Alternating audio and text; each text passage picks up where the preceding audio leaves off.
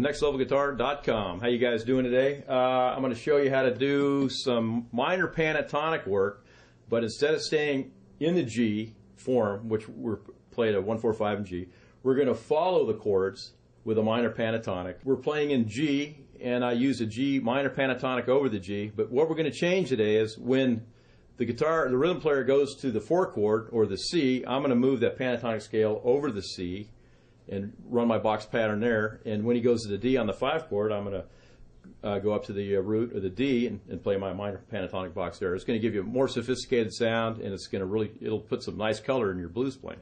And this is what Dave calls treating each chord as a separate event. This sounds all complicated and everything, but it's not. It's very easy. You're going to be able to do it. We're going to show you how to do it right now. We're playing the 1, 4, 5 in G, which is the 3rd fret right here, is our root.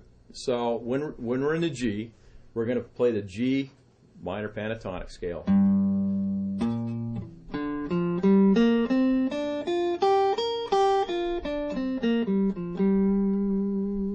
So when you're on the G chord, just play some licks in that box on the G. Okay.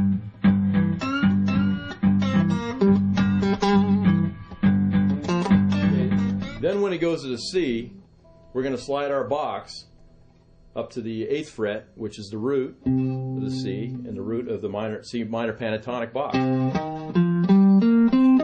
Now this is only going to work over the C. So when he moves from the C back to the G, we have to move our pentatonic back to the G. So let's try some licks there. So we're on the 8th fret.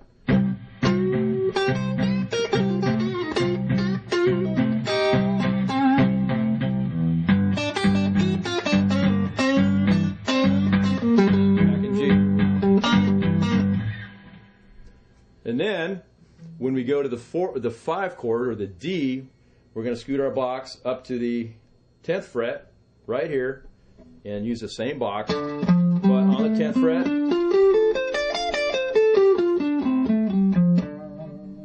And that's only going to work over the D or the 5th chord. So let's give it a shot. And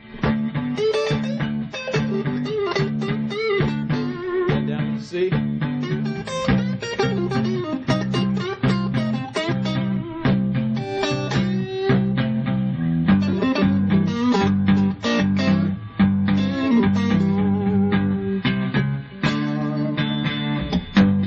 So that's going to help out your blues playing, and like we said before, put some sophistication in it, and you're going to dig it. Okay, we're going to play the rhythm. Dave's going to play the rhythm real slow, and you have to listen for the chord change, because when it changes, that's when you want to follow with your minor box. So let's play some licks and watch the change. I'll make it really evident by moving my thumb up, and you'll see where the root is. So here we go.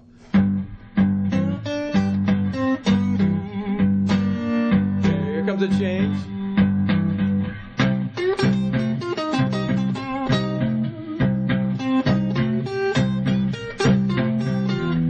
G.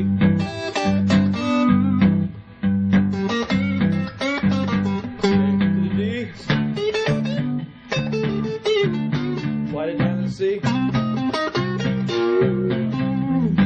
Back to the G. Okay, so practice that and really listen for the chord change, because we're treating each chord as a separate event. You don't want to get caught up in the C pentatonic when the guitar's back in the G, or when he's up in the D, or vice versa.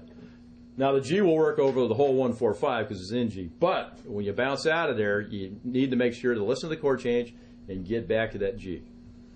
Now that's going to take some practice, so it's essential to practice this with someone playing rhythm, but what's easier than that is to use jam tracks. And for 3 free jam tracks, click on the link in the box here, sign up for the email, and we'll send you 3 free, and you can practice your heart out. This is Timo from Next Level Guitar. Hope you liked that lesson. Sign up for the jam tracks, and we'll see you next time.